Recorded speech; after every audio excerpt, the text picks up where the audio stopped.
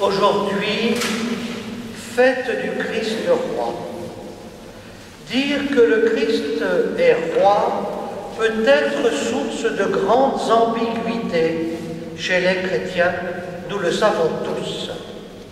C'est pourquoi nous devons regarder de près les textes qui sont offerts en cette fête du Christ roi à notre méditation. Et je vais simplement reprendre les derniers mots de l'évangile que j'ai prononcé. Jésus qui répond « Je suis né, je suis venu dans le monde pour ceci, pour rendre témoignage à la vérité. » La vérité de qui, de quoi? La vérité de qui est Dieu et par voie de conséquence, la vérité de qui nous sommes vraiment. D'une certaine manière, on peut dire que toute la Bible consiste à faire l'éducation d'abord du peuple de Dieu, puis de nous, après. De telle manière que nous apprenions vraiment qui est le vrai Dieu. Il y a beaucoup de dieux dans le monde.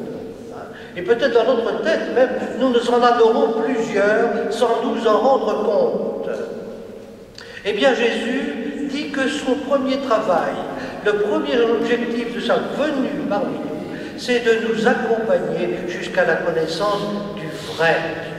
C'est pour nous très important parce que si vraiment nous avons été créés à l'image de Dieu, nous ne pouvons pas non plus savoir qui nous sommes si nous ne savons pas qui est le vrai Dieu.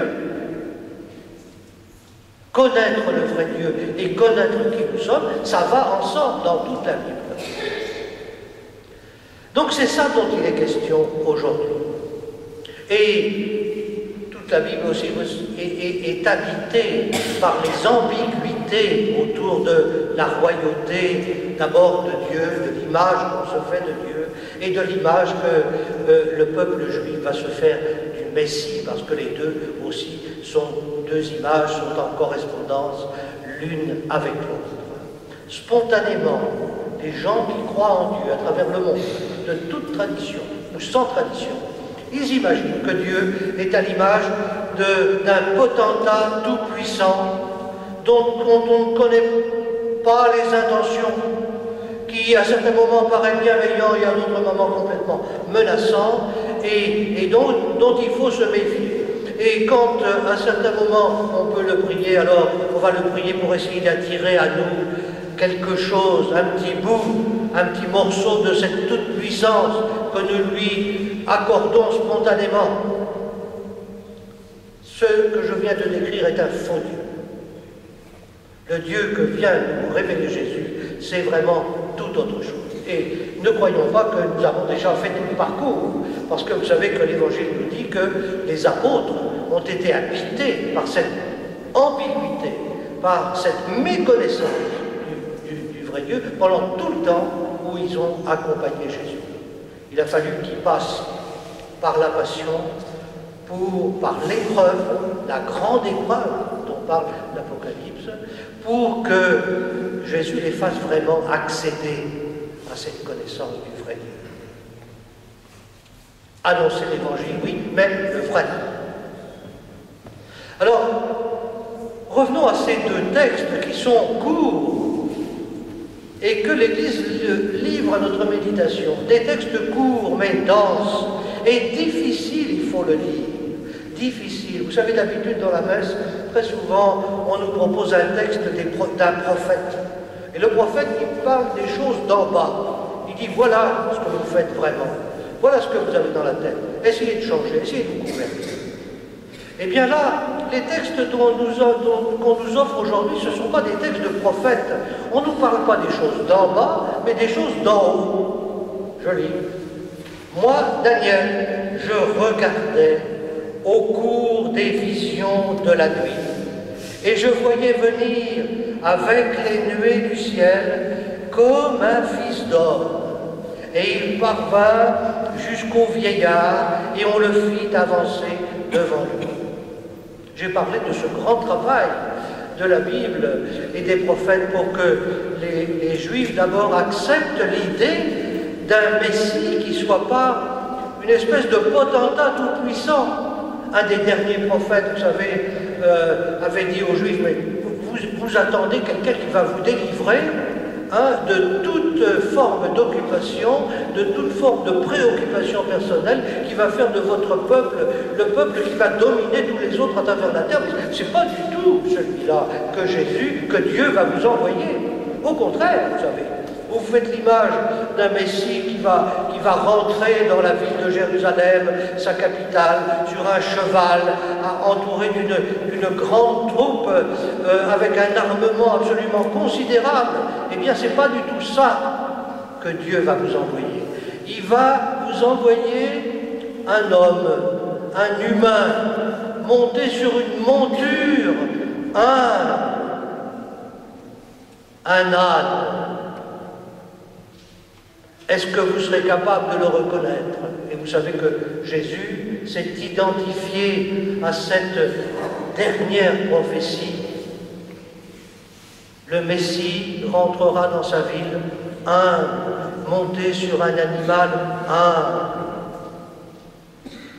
On est encore sur la terre, mais un peu plus tard, les prophètes s'arrêtent de parler. Et ceux qui vont prendre le relais, ce sont des visionnaires.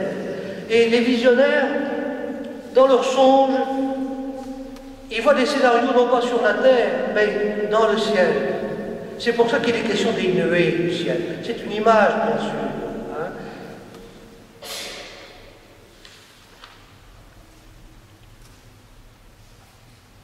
Je voyais venir avec les nuées du ciel comme un fils d'homme.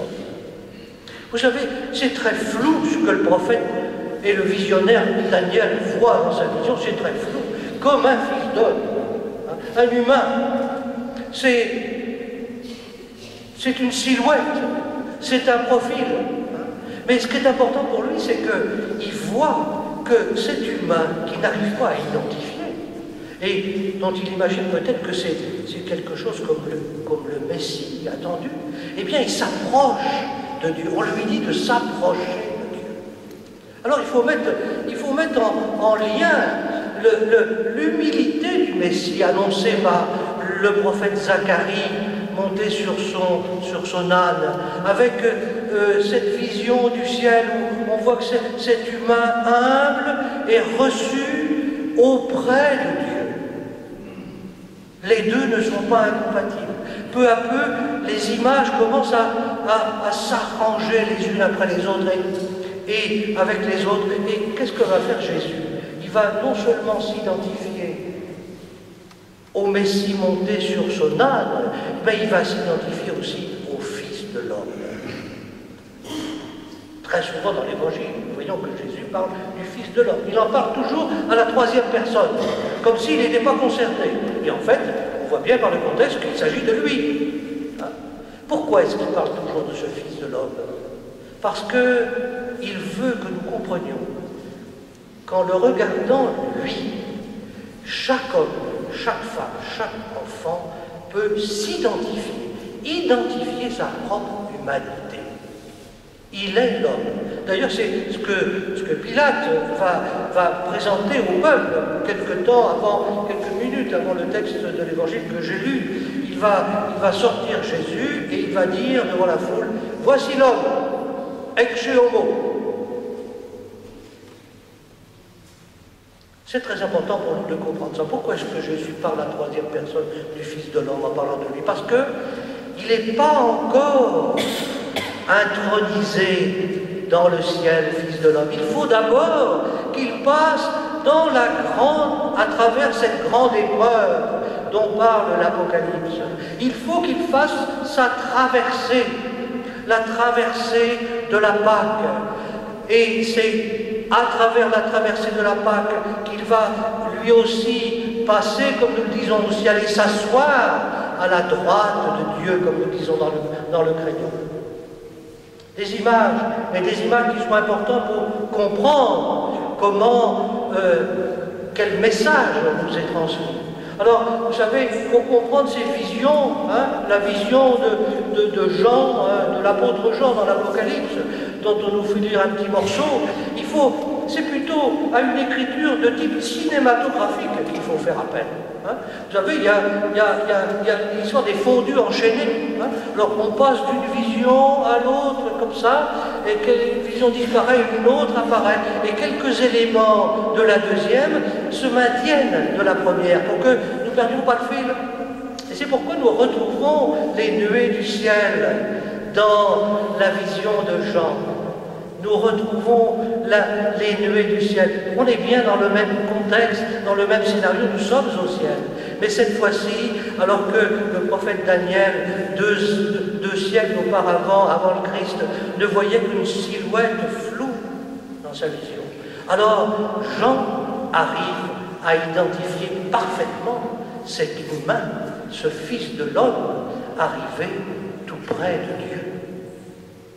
Et c'est pourquoi je vous relis quelques mots de ce texte de l'Apocalypse. Jésus est nommé le témoin fidèle. Le témoin fidèle de quoi? De la vérité. Nous retrouvons Saint Jean, le témoin fidèle de la vérité. Il a été jusqu'au bout de l'attestation du vrai Dieu en prenant tous les risques. Et il est parfaitement identifié, il est le premier-né d'entre les morts. Celui que Jean aperçoit dans sa vision, c'est le Christ ressuscité. Mais plus que cela, il est le premier-né d'entre les morts. Ça veut dire qu'après lui, il y a un deuxième, il y a un troisième, il y a un quatrième, c'est-à-dire tous ceux qui viennent après lui. Et c'est pourquoi, dans une vision ultérieure, Jean verra une multitude de nations, de langues, de gens de toutes sortes, impossible à dénombrer, parce que il y a tous ceux qui suivent le premier-né d'entre les morts, ayant surgi eux-mêmes de la mort. Il parle de nous. Il parle de nous.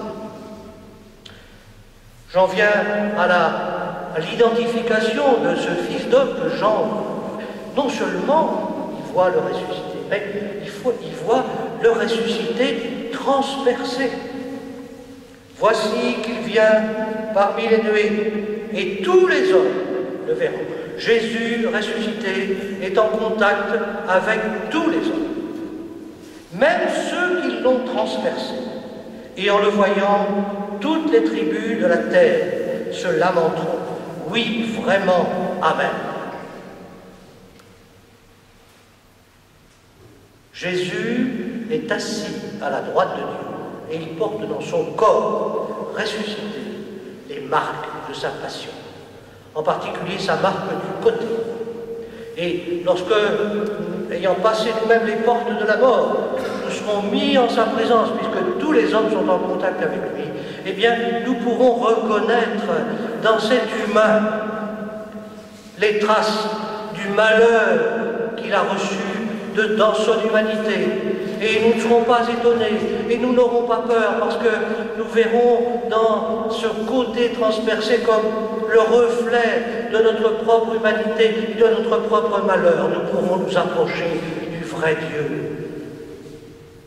Jean voit une multitude de tribus, de peuples se lamenter. Pourquoi? Se lamenter parce qu'ils n'ont pas compris complètement. Est-ce que nous aurons compris tout quand nous ferons passer les portes de la mort? Non, nous n'aurons pas compris. Et nous aurons la possibilité de changer encore notre cœur de pierre en cœur de chair. Et donc, c'est la condition sine qua non pour nous approcher du Christ et du vrai Dieu. Alors, j'ai parlé de cinéma tout à l'heure, je pourrais parler aussi de zoom, parce que là, Jean nous fait zoomer sur l'apparition de Jésus à Thomas, qui regarde de son côté, le transpercé. Tous, un jour, nous serons Thomas, et nous serons invités par le Christ à regarder son côté transpercé, à changer notre cœur de pierre en cœur de chair. C'est une grande espérance. C'est une espérance pour tous, pour tous les hommes.